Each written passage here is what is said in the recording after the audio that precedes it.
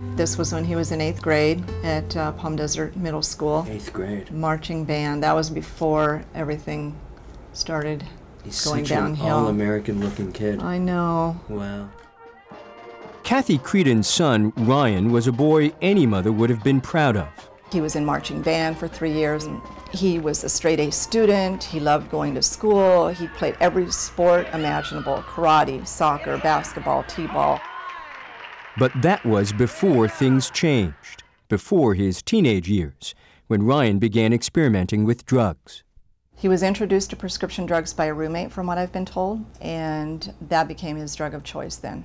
So when Kathy Creedon dusts off those old pictures, she's haunted by her son's transformation from a fresh-faced kid into a full-fledged drug addict, and angered at a system she believes enabled that addiction. He got really, really thin. You could see the bones sticking out of his shoulders, and he was just like skin and bones. And so when I finally would see him, and I would look at him and see him like that, I would say, "Ryan, what are you doing?" Kathy says by the time Ryan was a young adult, he had become adept at manipulating doctors to prescribe him a variety of pills for everything from back pain to anxiety. Do you think that the fact that the drugs were legally prescribed led him to believe that he wasn't hurting himself? I think you're absolutely right. Because when I would find him under the influence and say, "Ryan, how many of those pills are you taking? Your words are slurring. You can't stand up. You know, it seems to me that you've taken too many of the pills." And he would justify it, and he'd say, "Mom, all I'm doing is taking the pills that the doctor gave me." Pills that a cast of doctors prescribed him time and time again, even after Kathy told anyone who would listen that Ryan had become a drug addict. In 2008 and 2009, Ryan Creedon overdosed on prescription drugs multiple times.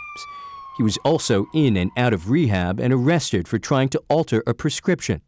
And yet, Kathy says, he still managed to persuade doctors and pharmacists to provide him with more prescription pills. In the fall of 2009, while helping her daughter move into her college dorm, Kathy Creedon got a call from her son's roommate, the call she had been fearing for years.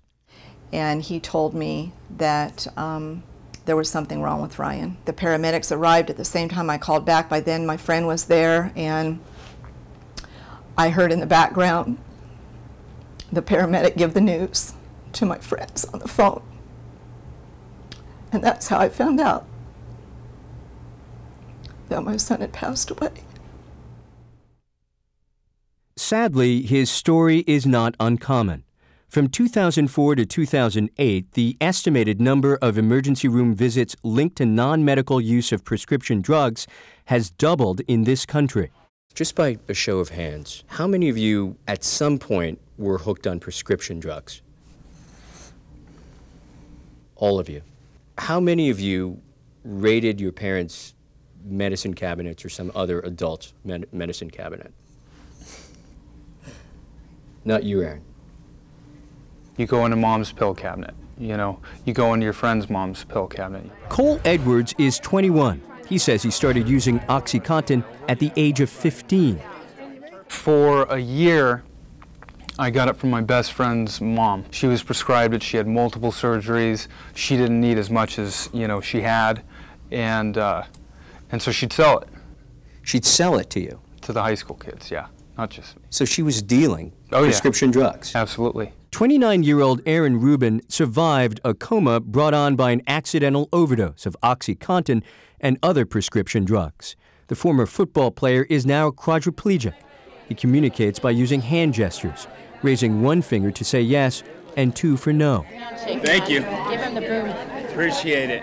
Do you ever feel frustrated by the inability to warn people about your own experience? Yes, is what I'm hearing there. According to the U.S. Drug Enforcement Administration, 40% of teens think prescription drugs are safer than street drugs, and a third believe they aren't addictive at all.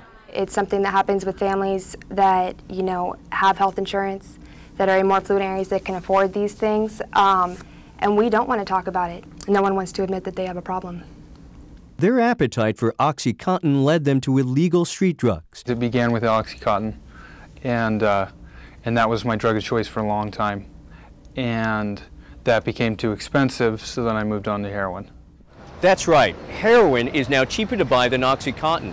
And the buying and selling of prescription pills for recreational purposes is big business. So we came here to the streets of downtown LA to see just how easy it is to buy them. In the course of about 30 minutes, we see several transactions happen on this corner, right in front of all places, a pharmacy. There she goes. She just handed her the pills right now. She just put them right in her hand, yeah. So we decide to get a closer look. What do you got? That's it? And pens. Fill out a pen. Vicodin and what else? And fill out a pen, the volume. When I approach her, she offers prescription painkillers and an anti-anxiety medication, which, when taken together, create an intoxicating effect. This black market, says this undercover officer, has gotten the attention of criminals who have devised lots of ways to get their hands on valuable prescription drugs, including stealing doctors' IDs and creating phony prescription pads. This is a real doctor, where they've actually used his real license number and his real DEA number. This is a common meeting spot for what we call cappers, recruiters, people that recruit, people that have Medicare cards. Opferman says criminals are also taking advantage of laws designed to make prescription drugs affordable. Here's how it works. Organized crime outfits hire middlemen called cappers. The cappers entice Medicare recipients to ride with them to pill mills, where the Medicare recipients pick up prescriptions from willing doctors. The cappers then take them to pharmacies to pick up the drugs, which under Medicare are free. The cappers pay the Medicare recipients a few $100s for the drugs, which are then sold on the black market for a profit.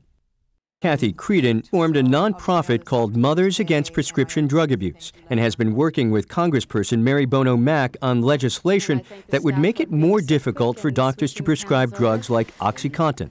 But in a culture where an ever-increasing array of powerful addictive drugs are just a medicine cabinet away, where criminals are driven only by the sure windfall of supplying steady demand, legislation alone might be a little like bringing a knife to a gunfight.